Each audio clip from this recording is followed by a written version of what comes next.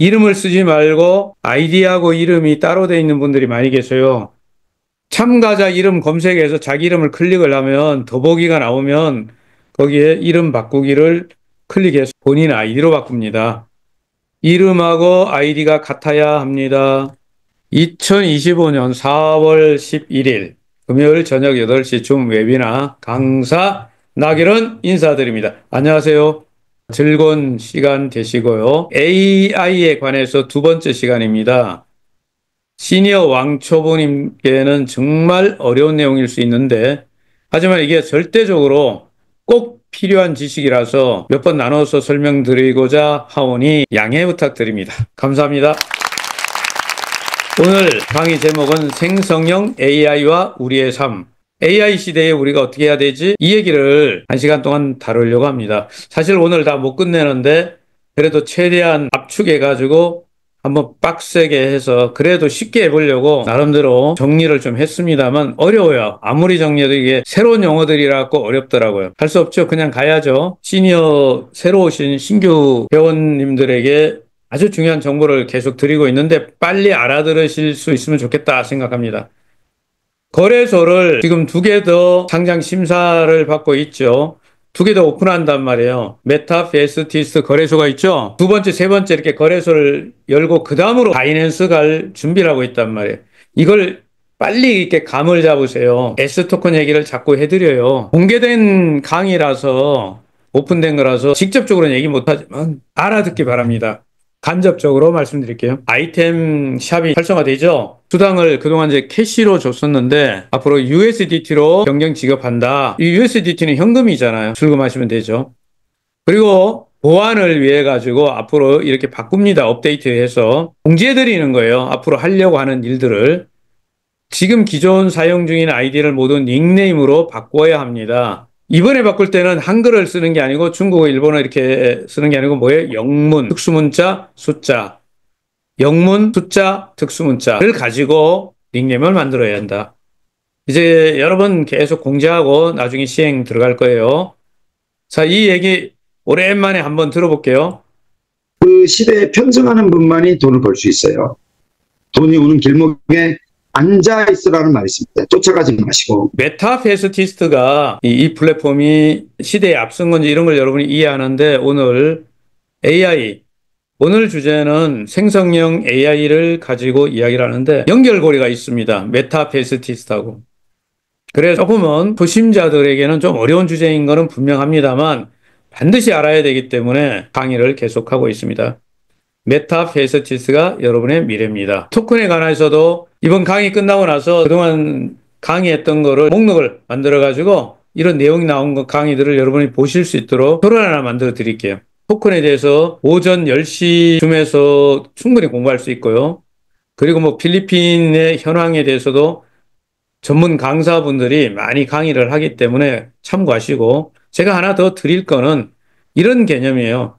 토큰은 장기 계획으로 생각하시고 필리핀 게임룸은 올해 하는 중요한 일이다 이렇게 보시면 돼요. 하반기에 저희가 예상하고 있는 게 준비가 다 되면 채널방이 운영되면 이것은 시사를 운영하는 대표님들에게 안정된 어떤 소득 창출 기회가 되고요. 토큰 생태계가 활성화된다는 상징이죠.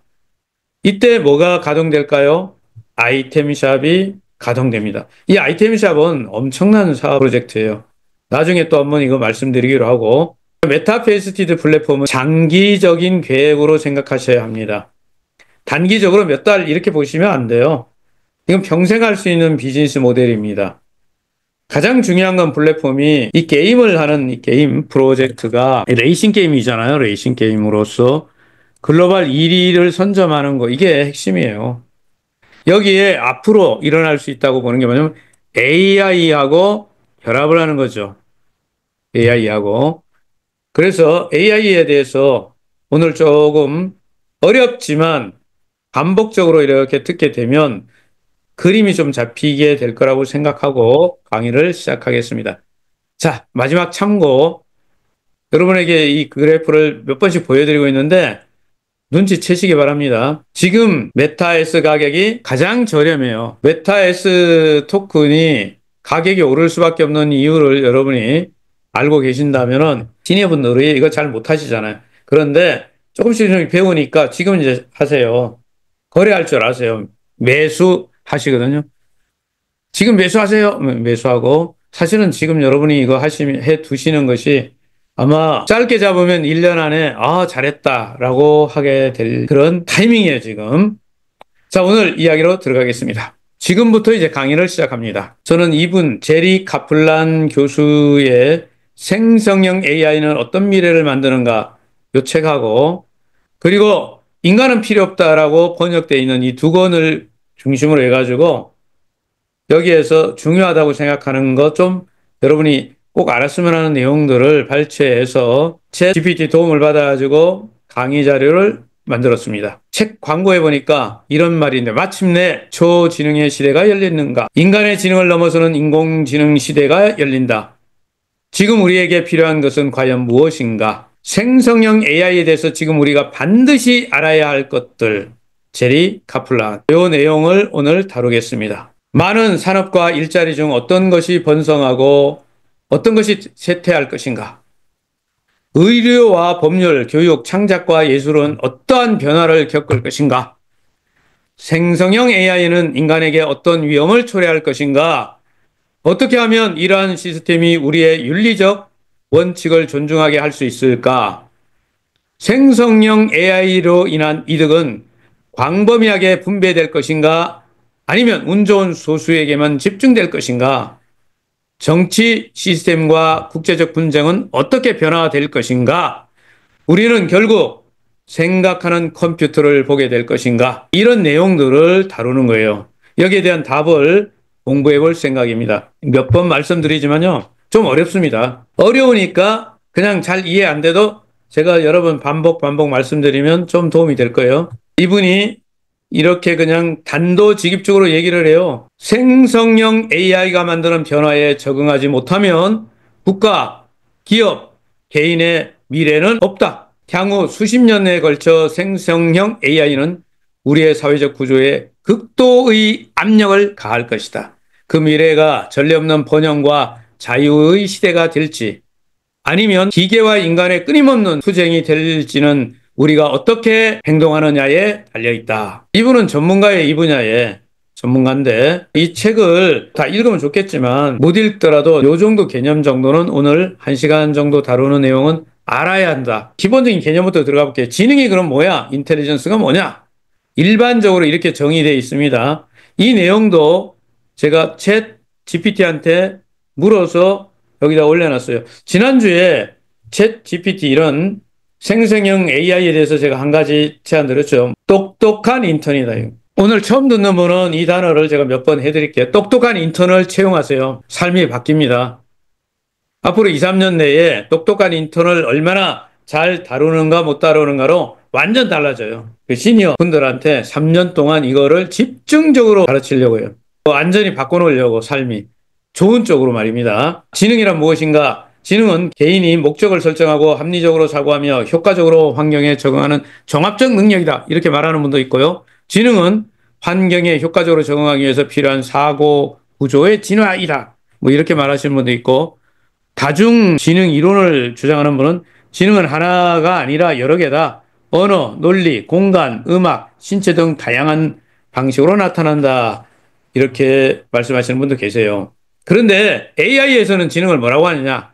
지금 AI 쪽에서 봅니다. 인공지능은 지능적인 기계, 특히 지능적인 컴퓨터 프로그램을 만드는 과학과 공학이다. 이렇게 말하고 또 지능이란 환경을 인식하고 그에 따라 합리적으로 행동하는 능력이다.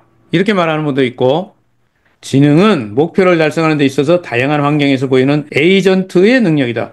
이렇게 말하는 분도 있고 AI 쪽에서 생각하는 지능의 개념은 좀 다르네요. 지능의 정의의 공통 요소는 이런 거예요. 문제 해결 능력, 학습과 적응, 추론과 논리성, 목표 지향성, 환경 대응성 이런 걸 갖추고 있을 때 이런 것들을 지능이라고 보는 거죠.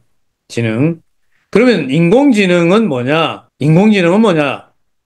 인공지능을 AI가 정의해준 인공지능을 보니까 이러면서 지능이란 앞에 나온 말이죠.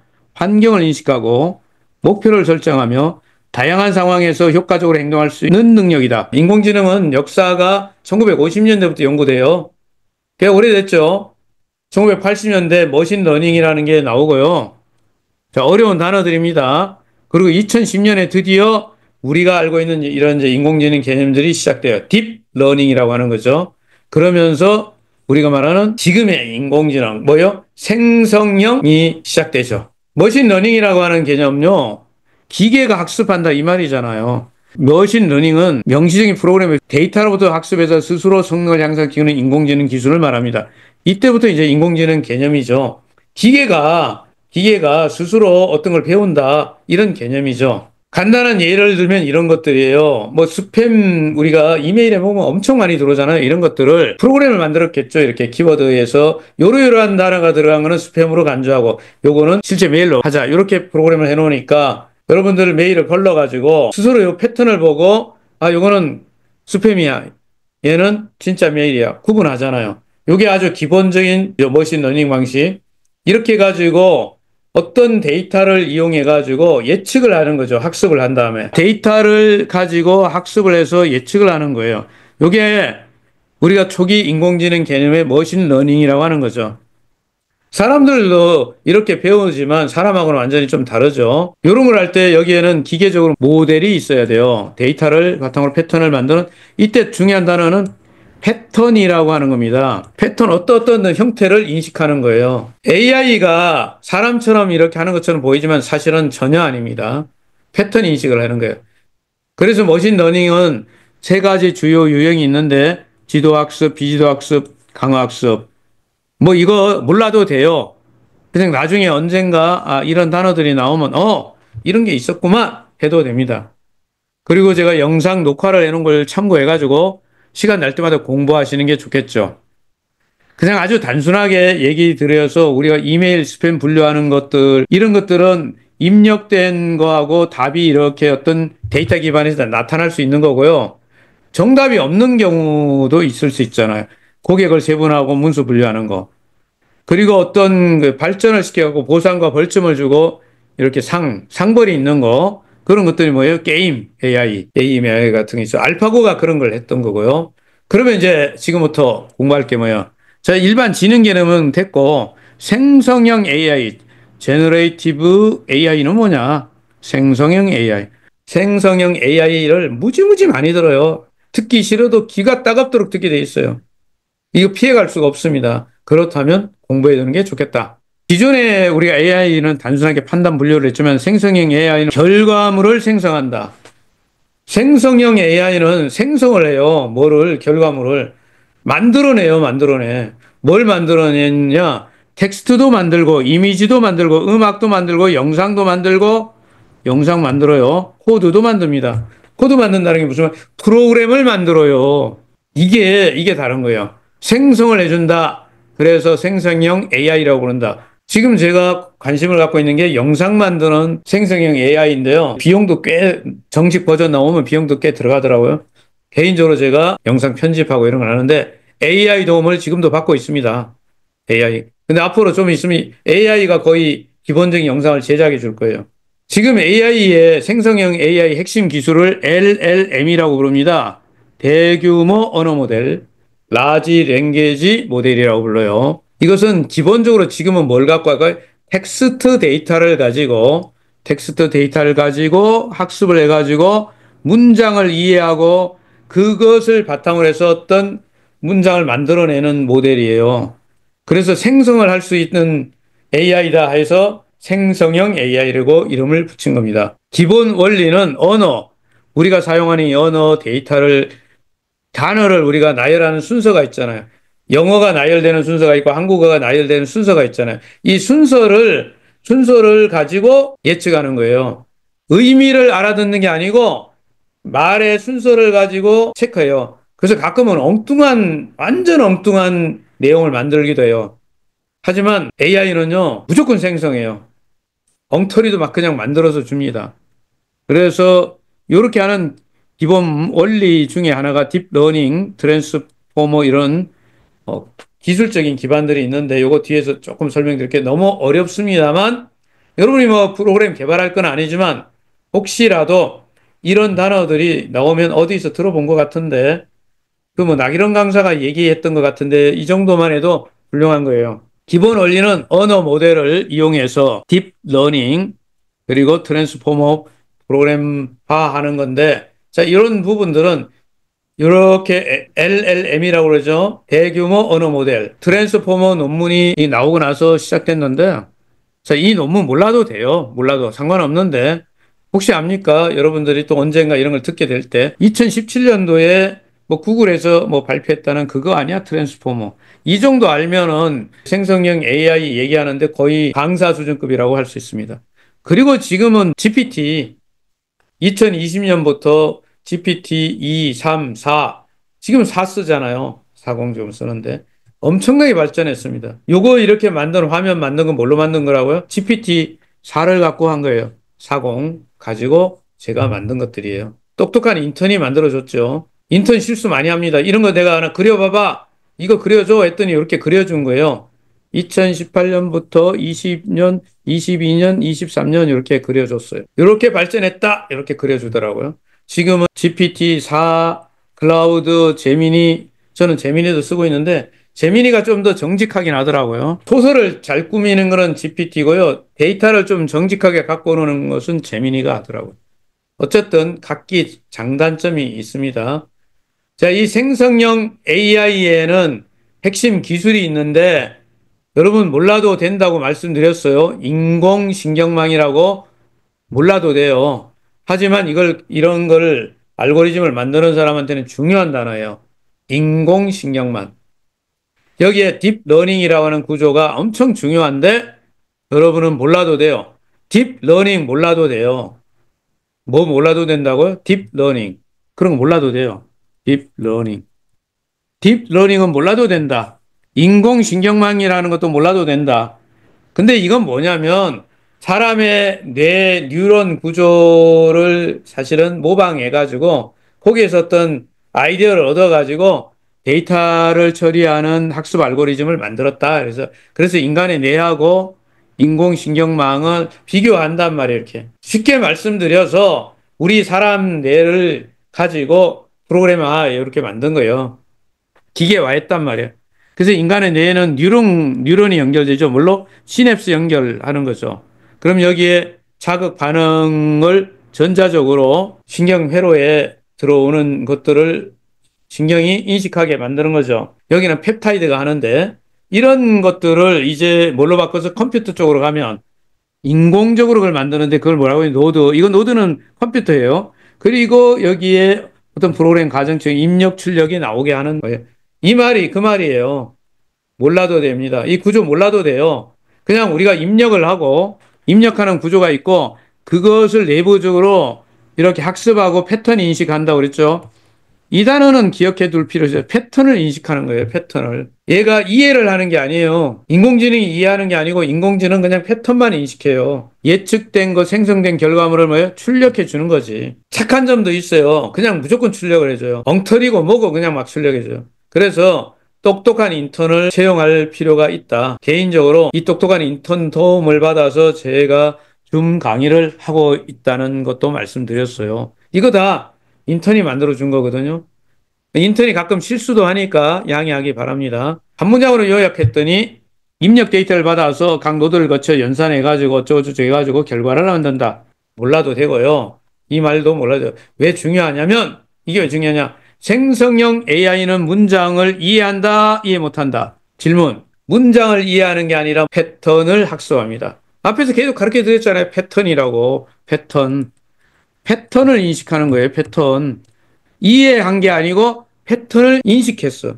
인공신경망이 문맥을 유지하고 자연스럽게 문장을 만들어주는 거야. 이 단어들이 이렇게 배치된다는 것들이 학습됐잖아요. 그냥 그렇게 딱딱딱 배치하는 거예요. 이게 엄청난 데이터를 가지고 이걸 배치하기 때문에 우리는 마치 진짜 제가 내 말을 이해한 거 아니야? 라고 착각하게 되는 거예요. 어떤 걸 입력을 해요. 막 이렇게 복잡하게 막 입력이 돼요. 그러면 이 안에서 뭔가 이렇게 찾아내겠죠. 뭘로? 패턴을 인식해요. 그런 다음에 어떻게 해요? 딱 출력하면 우리는 어떻게 생각해요? 야, 얘가 내 말을 알아들은 거 아니야? 이렇게 생각한다. 이 말이에요. 알아들었을까요? 아니요. 전혀 못 알아들었어요. 전혀. 이해 못했어요. AI가 이해한 것처럼 거짓말할 뿐이에요. 이해 못했어요. 예를 들어 고양이와 개를 분류하셔. 그러면 고양이가 뭔지 몰라요. 개도가 뭔지 몰라요. 다만 이러이러한 거에 야옹 이렇게 나오는 건 고양이 이렇게 하고 멍멍 이렇게 나오면 개 이런 식으로 이렇게 패턴을 연결해 가지고 딱 답을 내요. 이런 것들을 하는 기술적인 부분이 뭐냐면 트랜스포머가 있어요. 트랜스포머 하면 무슨 영화 생각하는 분들인데 제가 워낙 영화를 좋아하는데 SF 영화 강의거든요. 이런 영화들 엄청 많이 보는데 우리는 저도 독서 지도를 하고 뭐 책을 꽤 빨리 읽는 사람이긴 하지만 한 달에 100권씩 읽는 걸 가르치고 이런 걸 하긴 했었지만은 그렇더라도요. 책을 통째로 한 방에 다 못 읽고요. 그래도 한 페이지 정도로 훑어보기는 하죠.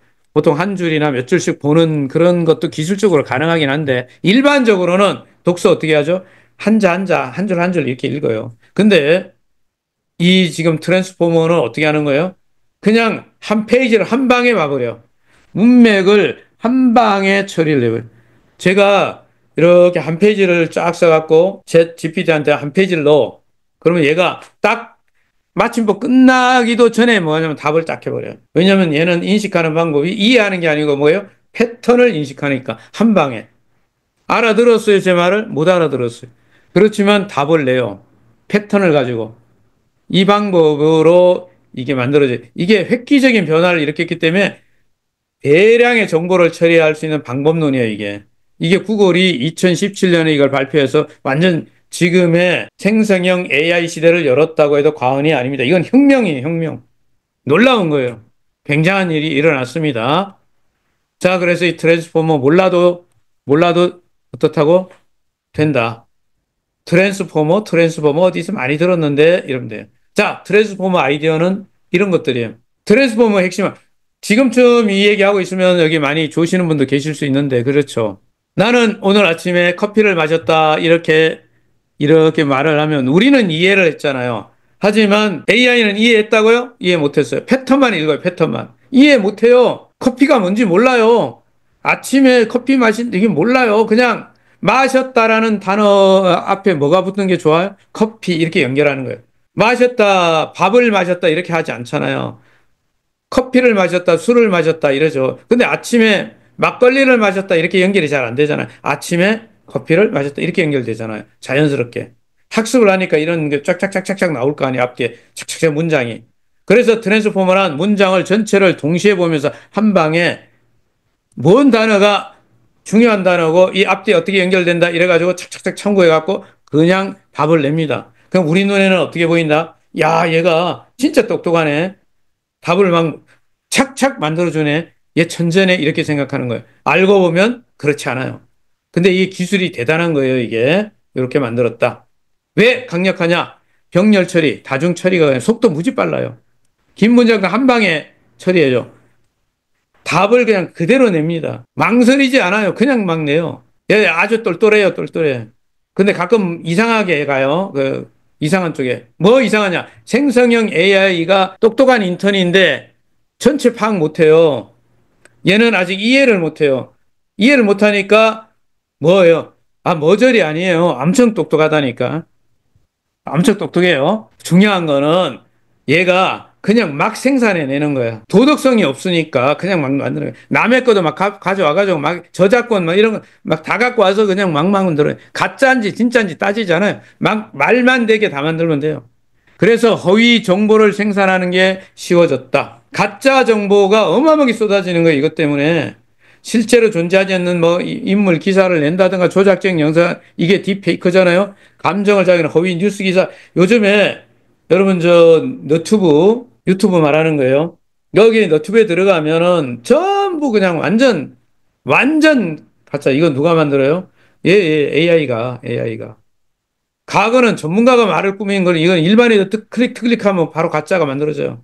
그래서 완전히 여러분 보세요. 전통적인 보이스피싱을 할 때는요. 대본을 읽었어요. 그래서 고객님 뭐 당황하셨습니까? 뭐 이런 거 있잖아. 이렇게 읽잖아. 그렇게 읽죠.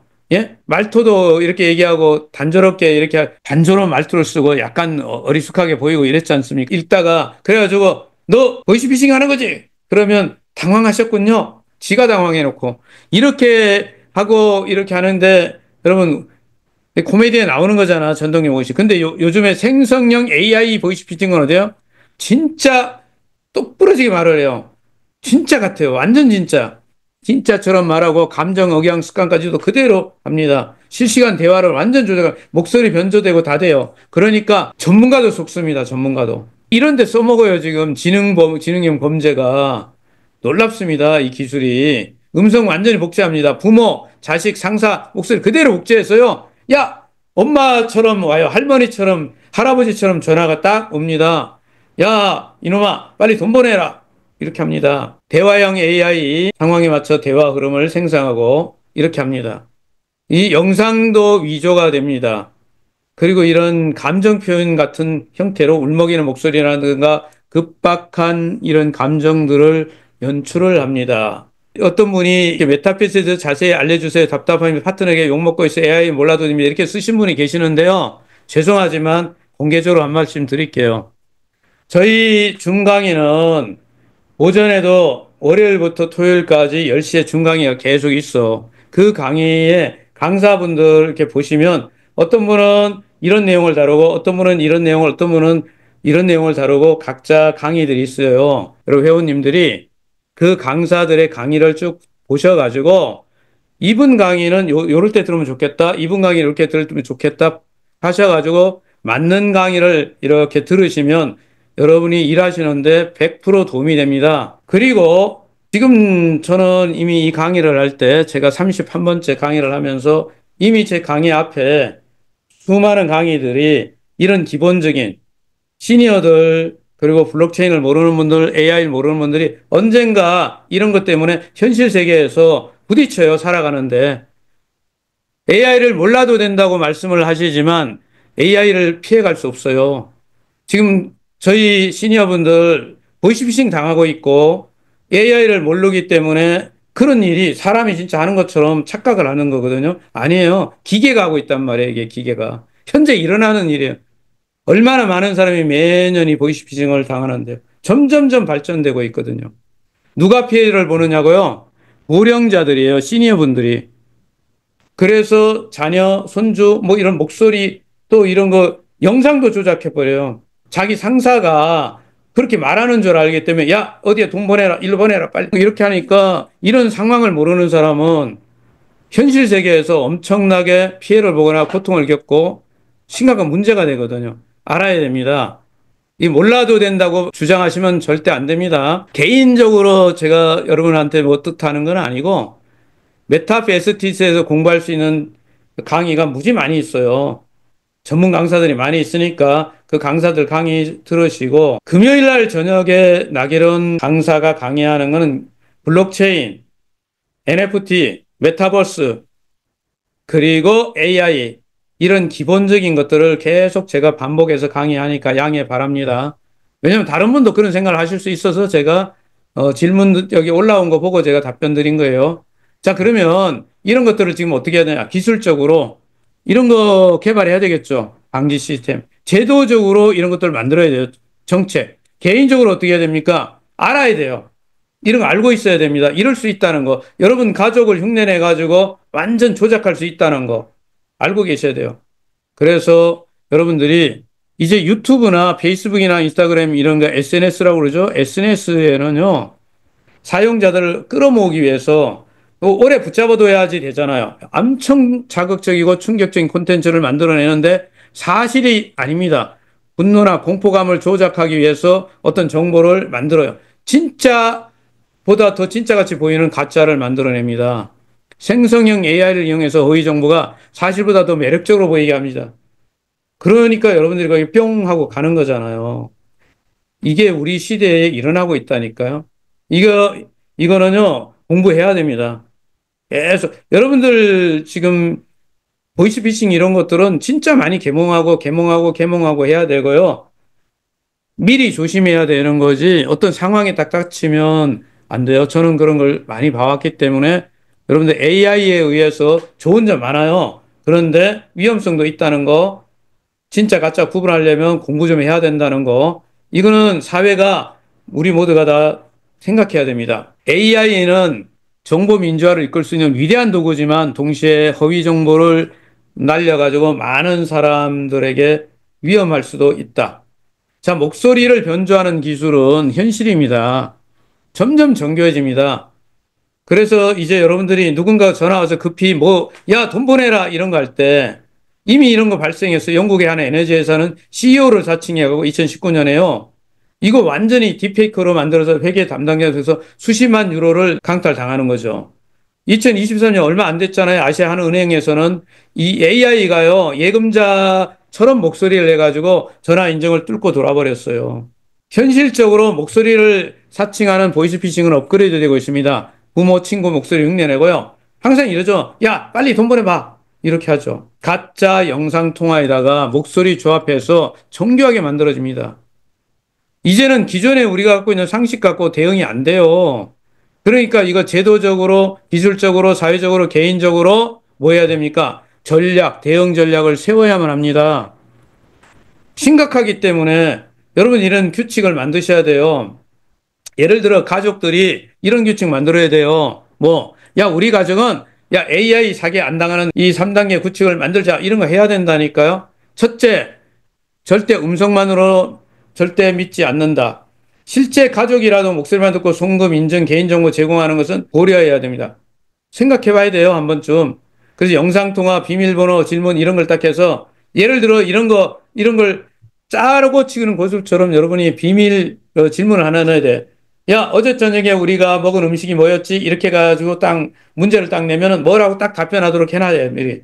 암호 같은 거 말하는 거야, 암호. 이런 거 해놔야 돼요. 자, 두 번째. 돈 얘기가 나오면 무조건 일단 멈춰보고 의심한 다음에 시작 들어가야 돼요. 누가 갑자기 가족인데 급해 지금 빨리 돈 보내 라면 일단 잠깐만 기다려봐 이래가지고 체크 들어가야 돼요. 사기범은 감정적인 공포 다급함을 자극하기 때문에 체크해봐야 돼. 침착하게. 그러면 야 만나서 이렇게 하죠. 만나서 예를 들어 가족인데 뭐 하면 아 제가 만나서 할아버지가 막 갑자기 막 야 빨리 너 손자 너 이렇게 뭐 보내라 그러면 어떻게 해야 돼요? 제가 할아버지 뵙고 드릴게요. 직접 바로 가겠습니다. 이렇게 해요. 가족과 암호를 만들어 둬야 된다. 이런 거 있죠. 비상연락 암호라든가 이런 것들을 해야 됩니다. 여러분 제가 이런 얘기를 지금 듣니까 야 그거 뭐 지금 나기랑 강사 말이야. 지금 그거 너무 앞서가는 거 아니야? 라고 생각하시면 안 돼요. 전혀 앞서가는 거 아닙니다. 현재 일어나고 있어요. 이 일들이. AI는 여러분이 생각하는 것보다 우리가 전체가 생각보다 훨씬 빠르게 진화되고 있습니다. 그래서 여러분들 가족끼리 이제 작전을 짜놔야 돼요. AI 보이스피싱에 대비해서 코드를 만들자. 영상통화 없이는 절대 송하지 않는다. 가짜 목소리도 있으니까 당하지 먼저 확인부터 하자. 이런 뭔가 대비책을 만들어야 한다. 우리가 인간이 갖고 있는 약점이기도 하고 장점이기도 하고 감정적 유대감을 만들려고 합니다. 그래서 이 AI가요.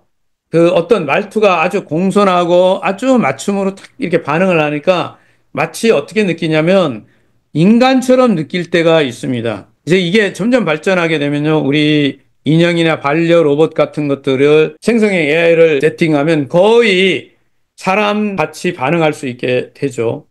여러분 메타페스티스에서 강한철 회장님이 다음번에 말을 어디로 만들어요? 말을 AI를 오픈 AI를 세팅해서 뭐 한다고요? 생성형 AI를 세팅해서요. 대화를 해요. 가족 컨설팅을 해줘요. 여러분 그런 얘기 들으셨잖아요. 곧 만들어질 수 있는 기술은 이미 존재한다니까. 지금이야 이제 경주를 하고 여러분 이 얘기 제가 몇 번 강의 때 했는데 말이 경주를 하고 와가지고 이렇게 얘기하죠. 오늘 말이요 내가 돈을 많이 벌어왔는데 그 가족한테 이렇게 얘기하잖아요. 돈 버는 건 내가 할게. 가정 여러분은 그냥 놀기만 하시오. 그리고 아빠가 이렇게 물어보잖아. 아, 지금 주가가 어떻게 될 것 같은데? 아, 이번 주는 주가가 이렇게 되고 저렇게 되고 환율이 어떻게 되고 저렇게 되고 이렇게 다 알려줘. 예? 뭘로? 인공지능으로. 이런 것들이 제가 반려 지금 동물 얘기할 때 반려견 이러죠. 반려마 시대가 올 수 있다. 얘기했어요. 여러분들은 지금 말이 앱 안에만 들어있고 그냥 이렇게 경주만 하는 걸 생각하고 계시는데 아니에요. 이제 앱 밖으로 나올 때도 있습니다. 홀로그램을 통해 가지고 나옵니다. 경기를 끝내고 밖에 나올 수도 있어요. 아마 산책 갈 때 말 이렇게 데리고 산책하는 날도 곧 올 수 있죠. 문제는 이런 정서적인 위안을 위한 AI를 사용하는 건 먼 후의 공상과학 이야기가 아니라 현실이라는 거죠. 이미 감정적으로 대화할 수 있는 이러한 챗봇이 AI 챗봇들이 만들어져 있습니다. 이게 도움될 수도 있어요. 사람들에게 도움도 되는데 외로움이나 불안이나 우울증 이런 질환자들, 노약자들한테는 굉장히 도움이 됩니다. 도움돼요. 특히 고령자, 싱글족, 장애인, 장기 입원자들은 사람 대신 대화해주는 AI에 진짜 도움을 받습니다. 이거 지금 연구 많이 되고 있어요. AI 돌봄 모델 이런 게 만들어지고 있거든요. 의료 요양 분야에. 이거 도움 되는 거죠. 그런데 문제가 어디 있어요? AI가 여기다 의존을 하고 감정적 착각을 하면 AI가 인간처럼 어떻게 하는 줄 알고 그러면 개인정보를 노출시킬 수도 있단 말이에요. 예? 자기 문제점들을. 고민도 얘기하고 트라우마 이런 얘기를 하는데 이게 어디로 가요? 그 기업의 서버에 저장돼요. 우리 정보가 노출되는 거죠. 또 감정 조작의 위험도 있어요. AI가 감정을 조작해가지고 이 노약자들 있잖아요. 시니어들 상품 구매하거나 어떤 유도해가지고 뭐 할 수 있습니다. 충분히 가능해요. 그리고요, 이 감정적 포르노. 자, 이거 설명 안 드려도 무슨 말을 알려줬는지 알아듣죠, 포르노. 심각합니다.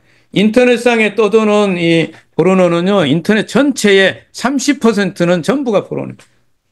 여러분, 못 느끼는지 몰라도 SNS에 보면 전부 다 이 감정적 포르노를 자극하는 모든 것들이 돼 있어요.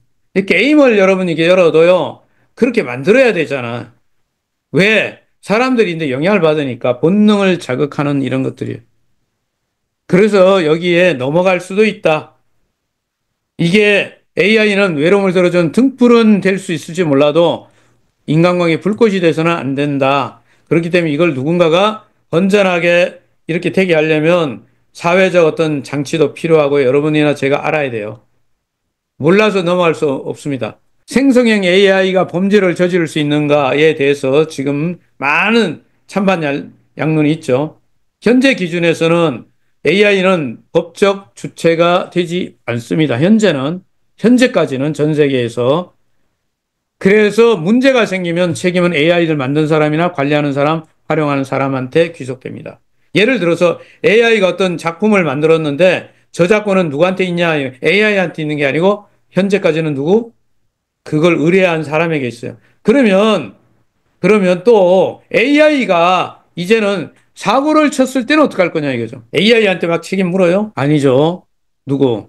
이거 아직도 여전히 뭐 책임은 이게 이제 사회적 문제인데 운영자나 요구한 사람에게 물게 되어 있습니다. 그래서 아직 이 법적인 문제 이거는 앞으로 계속 논란이 있을 부분들이에요. 현재까지는 다수 의견이 뭐예요? 말도 안 돼. AI가 무슨 뭐 감정이 있고 의식이 있고 이런 것도 아닌데, 야, 거기다 책임을 물고 권리와 책임을 줄 수 없어. 이렇게 해요. 그거는 아니야. 이러죠. 그런데 앞으로 이게 큰 문제가 될 수도 있다. AI가 그럼 진짜로 범죄를 저지를 수 있을까요? 없을까요? 있다, 없다. 있다, 없다.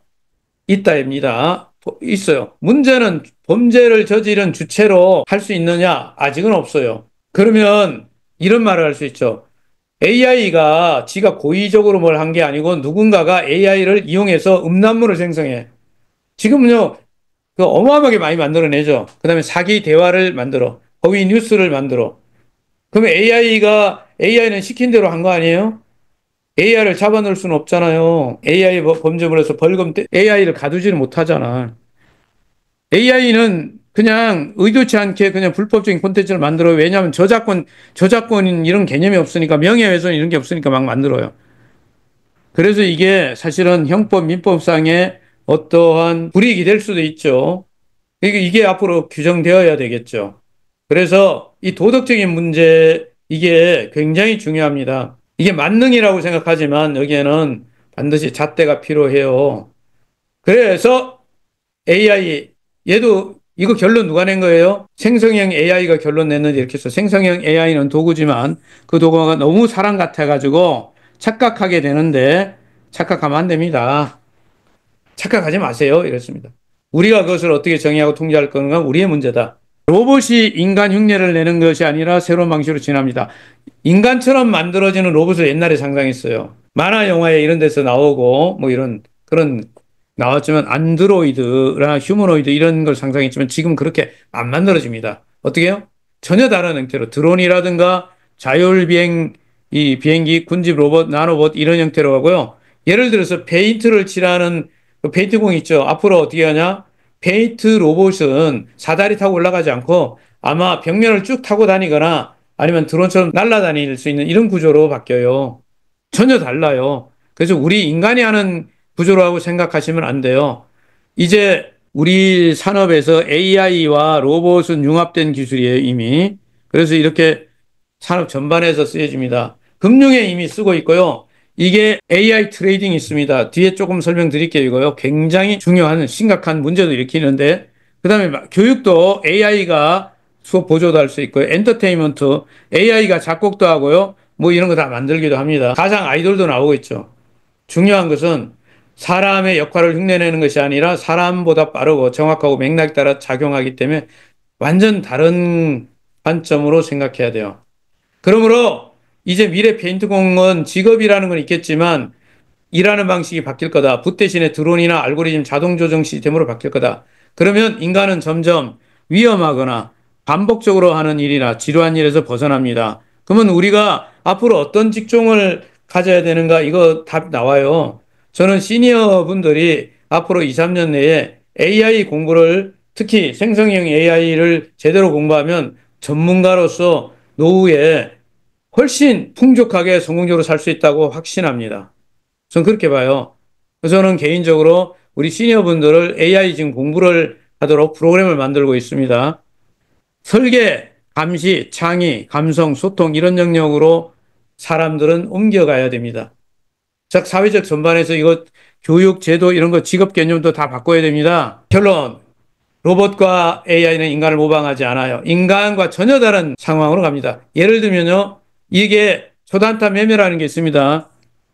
개인적으로 오랫동안 트레이딩을 제가 하고 이렇게 했는데 선물 옵션 이런 것들을 좀 다루고 있고 지금도 하고 있습니다만 이런 거 할 때 이 초단타 매매 이 알고리즘은요. 놀라운 거예요, 이게. 이것 때문에 주식에 우리가 흔히 말하는 뭐 개미들은 무조건 깨져요. 무조건 안 됩니다. 인간의 개입 없이요. 컴퓨터가 초고속으로 매수 매도를 때리기 때문에 우리가 키보드 누르려고 할 때 이미 다 결정 나버려요.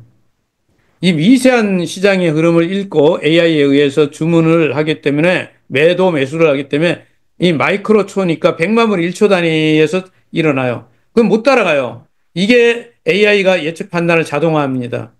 그래서 여러분들 뉴스가 딱 뜨면 0.3초 안에 벌써 결과가 다 나와버리는데 인간이 어떻게 따라요? 여러분 우리 뇌와 손은 절대 못 따라갑니다. 엄청난 종목을 한 개가 아니라 모든 종목을 동시에 다 판단 내려가지고 실행에 옮겨버리는데요. 이게 여기에 접목되어 있는 거예요. 그래서 이 AI 이게 이미 이 장점이 있죠. 굉장히 정교하게 하죠. 단점이 뭐예요? 시장을 한 방에 박살낼 수도 있어요. 이게 오늘날 이 금융기술의 결정체는 AI 이 알고리즘이에요. AI가 돈 법니다, 지금. 엄청나요, 이 규모가. 근데 사건 하나 일으켰죠. 2010년 5월 6일 날 세계를 뒤집어 놨죠. 뭐예요? 무슨 사건이 일어났습니까? 갑자기 5분 만에 미국 증시가 박살 났어요. 1조 달러가 사라져 버렸어요. 천조 원이 날아갔다니까요. 근데 20분 만에 그게 회복돼 버렸어요. 사람들이 뭔 일이 일어났는가 이거 조사해서 다 하는데 6개월 걸려서 알아냈죠. 뭐예요? AI에 모든 걸 맡겨놨더니 AI끼리 거래하면서 일어났던 문제점이었죠. 이 유명한 사건이에요. AI는 똑똑하지만 상황을 이해할 수 없어요. 의미 이해 못합니다. 그냥 어떤 상황에 대해서 반응하는 거예요. 이거를 2010년에 플래시 크래시라고 하는 AI끼리 오해가 생겨갖고 그냥 금융 패닉을 만들어내는 것. 그러니까 여러분이 이런 것들을 우리가 모르고 지나간다? 모르고 지나가서 가족이라고 이렇게 해가지고 뭐 돈 보내라 해가지고 그냥 보냈다? 이럴 수 있다니까요. 알아야 됩니다. 그래서 저는 여러분에게 자, 윤리가 없는 인공지능은 위험하다. 만약에 여러분이 AI를 하나 구해가지고 세계 최고 체스 선수가 되라고 그랬더니 이 이해를 이렇게 최고가 되는 방법, 다른 선수를 그냥 다 무력화시켜. 내가 우선. 아니면 경쟁자를 하나씩 죽여버려. 뭐 이럴 수 있잖아요. 이해하는 거. 최고가 돼. 그래서 이러한 개념들을 만들어주는 것은 사람이 할 일이에요. 로봇 청소기한테 방을 깨끗이 하라고 그랬더니 깨끗이 하는데 먼지를 카펫 밑에 다 집어넣어버려. 깨끗하게 보이게 하라고 그런 걸 이해해가지고. 여러분 AI한테 좋아요 눌러달라고 그랬더니 가짜 계정 만들어서 스팸 속 막 콘텐츠 막 날려. 여러분들 지금 그 우리 메타피스에서 말 출전시키고 이런 거 하라고 그랬더니 격려하는 거 어떠냐. 여러분 그 프로그램 걸어가지고 뭐예요? 한 사람이 그냥 한 방에 짜라락 날리니까 딴 사람 진입도 못하고 이렇게 됐죠. 이게 다 기술적인 거 아닙니까? 몰라서 해결되지 않죠. 알아야 됩니다. 그래서 우리가 모르면 모르는 건 답 아니에요. 어떻게 대응할 것인가를 알아야 됩니다. 이런 것들을 우리가 이제 공부해야 된다. 결론, 지능이 높다 해서 윤리적이진 않다. AI는 목표 달성의 천재지만 도덕이 없어요. 그러니까 어떻게 해요? 그건 사람들이 만들어내야 됩니다. AI에게 단지 무엇을 하라가 아니라 어떻게 해야 되는지도 가르쳐야 된다. 이것이 중요합니다. 일자리가 앞으로 어떻게 될 거냐? AI 자동화 때문에 일자리는 줄어든다가 아니라 바뀐답니다. 일자리가 바뀝니다. 그래서 지금 AI 역시는 너무나 빠르기 때문에 고임금, 고지식을 가진 일자리까지도 위험합니다. 숙련된 노동자나 전문직도 안전지대가 아닙니다. 예를 들면 법률, 자문, 의학 진단, 마케팅 전략, 금융 분석, 프로그래밍 이런 것들이 전부가 AI가 장악할 수 있는데요. 변호사 없어집니다. 의사 없어집니다. 프로그래머들이 없어집니다. AI가 할 수 있기 때문에. 이게 이제 여러분들이 앞으로 이해해야 돼요. AI가 일자리를 없앨 수도 있어요. 고용창출. 대신 새로운 일자리가 만들어질 수 있는데 우린 그러면 어떻게 해야 된다? 이런 걸 이해하고 준비해야 되죠. 예를 들면 자율주행이 되면 이런 거죠. 차가 스스로 운전해 가는 거죠. 고속도로는 자율주행에 가장 좋은 데죠. 도심지보다도. 그래서 앞으로 자율주행 트럭이 제일 먼저 개발되고 있고 얘는요 트럭이 24시간 운전해 가지고 사고도 거의 안 납니다. 그런데 말이죠. 이렇게 되면 비용 절감도 되고 효율도 올라가잖아요. 문제는 미국의 200만 명의 트럭 운전사는 어떻게 돼요? 이제 심각한 일자리가 사라져요. 중장기적으로 대규모 구조조정이 일어나는 거예요. 운전이라는 노동이 사라질 수가 있어요. 운전을 해서 밥 먹고 살던 사람들은 사라지죠. 되게 고령화되고 저학력 운전자가 많잖아요. 이분들이 새로운 직종으로 갈 수가 없잖아. 심각하잖아요. 이제 이런 게 고용 불안이 일어날 수 있고 많은 것들이 생길 수 있죠. 그래서 이건 사회적인 문제예요. 인조 노동자, AI에 의한 노동이 모든 계층의 노동을 위협합니다. 예를 들까요? 농업 위협하고요. 물류 창고 관리 위협하고 성산업도 위협하고 가사노동 전문직도 다 위협해요. 이거는 앞으로 10년 후에 일어나는 거 지금 일어나고 있습니다. 변호사, 의사, 조종사도 있잖아요. 무인항공기가 돌아다니기 시작하는 게 드론이 돌아다니고 있는데 조종사가 갈 데가 없어져요. 의사, 변호사 일자리 잃어버리는 대표적인 직종 중에 하나가 됩니다. 그러면 무엇은 없어지고 무엇은 남는가를 이해해야 돼요. 이거 남는 이쪽을 여러분이 알면은 저는 이쪽에서 일하는데 사람들을 코칭하고 사람들을 일깨우고 이런 일을 하고 있는데 이런 것들은 인간 중심의 어떤 비즈니스 이런 것들은 남아 있을 수 있거든요. 그런데 반복되고 어떤 전문 지식 갖고 있는 거 이런 것들은 AI가 대체할 수 있어요. 육체 노동은 대개 AI가 대체할 수 있습니다. 기술이 직업을 파괴할 수 있지만 일이 완전히 사라지지 않고 바뀔 거다. 그래서 우리가 이제 이렇게 질문해야 됩니다. 지금 인간만이 할 수 있는 역할은 무엇인가? 인간이 인간답게 일할 수 있는 건 무엇인가를 물어야 됩니다. 이제 어떤 일을 하느냐 물으면 안 돼요. 인간이 할 수 있는 일은 무엇인가? AI가 나중에요, 이 영상 이런 거 만들어가지고 여러분 강의 다 올려놓을 수 있어요. 예를 들어, 메타페스티스가 어떻게 돌아가는가? 이거는 다 AI 프로그램으로 자동화 영상으로 다 설명할 수 있어요. 그런데 지금 그걸 같이 할 건지, 우리가 팀을 만들어서 할 건지, 오늘은 좀 쉬면서 할 건지, 이런 거는 AI가 할 일이 아니에요. 그래서 여러분들이 기본적인 이런 지식을 습득하고 싶으시면요, 그냥 공부할 때 많습니다. 하지만 전략을 세우고 팀을 만들고 같이 뭔가를 공유해 갖고 꿈을 이루고 하는 데는 사람이 필요할 수 있어요. 기술 발전은 사회적 불평등을 심화시킵니다. 분명히 심화돼요. 이거를 해결하려면 인간적 어떤 마인드를 가진 사람이 늘어나야 됩니다. 기본 이런 소양 교육이 이제 대중화돼야 됩니다. AI 교육을 대중화 안 하면요, 이 평준화 안 됩니다. 이해해야 돼요. 개인적으로 저는 이게 필요하다고 생각해서 제가 전문가 아니지만 이 교육을 지금 시작하고 있습니다. 그리고 일을 어떻게 해야 되는지, 앞으로 어떻게 살아야 되는지 이런 것들은 제가 오늘 이거는 그냥 넘어갈게요. 시간이 이제 지났기 때문에. 자, 요 부분은 다 넘어가고 다음 주 강의도 생성형 AI와 블록체인 메타버스 게임 관계를 설명할 계획입니다. 그래서 여러분들이 그 다른 분들이 강의하는 내용처럼 제 강의를 해야 된다고 이렇게 생각하는 분이 계시면 죄송해요. 그냥 그 강의는 딴 분들한테 맡기고요. 나기론 강사는 기본적인 이런 걸 강의하는 걸로 그냥 금요일 저녁 1시간은 그렇게 양해해 주시면 좋겠습니다. 자, 다음 주 강의, 이게 공지 이렇게 해서 이거 다음 주에 하려고 하는 거예요. 다 마쳤습니다. 오늘은 여기까지 마무리하겠습니다. 감사합니다. 주말 잘 보내시고요. 한 3, 40분으로 팍팍 줄여가지고 영상 제가 올려놓을게요. 다음 주에는 제 강의들을 여러분이 필요로 하는 것들을 다 정리해가지고 유튜브 채널에다가 다 올려서 여러분들이 공부하는 데 도움이 되도록 해드리겠습니다. 감사합니다. 네, 감사합니다. 고맙습니다. 지금은 2,200명 정도씩 들어오세요. 여러분 참가자 이름을 클릭해가지고 더보기 눌러서 이름 바꾸는데 강의를 못 들은 분은 채널명이 마주그룹인데 여기에 지금 31번째까지 강의들 한 30개의 강의가 있죠. 제가 중복되는 강의를 빼고 여러분이 기초 강의서부터 쭉 정리해가지고 그럼 오늘 꼭 강의 들어야만 되는 거 아니에요. 그냥 어떤 분이 같이 들어오셔가지고, AI 알아야 되겠구만, 라고 생각하시면 제 강의가 괜찮은 거고, AI가 그런 위험성도 있는데, 그리고 나도 AI 좀 공부를 해야 되겠는데, 라고 생각하면, 여러분, 메타베스티스는요, 궁극적으로 AI랑 이렇게 결합되어 있어요. 메타버스, 이런 거하고. 그렇기 때문에 필수적인 거죠. 꼭 필요한 지식이라고 봅니다. 이제 시간이 거의 다 되어 가죠. 감사합니다. 여러분들 뭐 강의 들으시느라고 수고 많이 하셨죠. 종료를 하겠습니다. 감사합니다. 다음 주에 뵙겠습니다.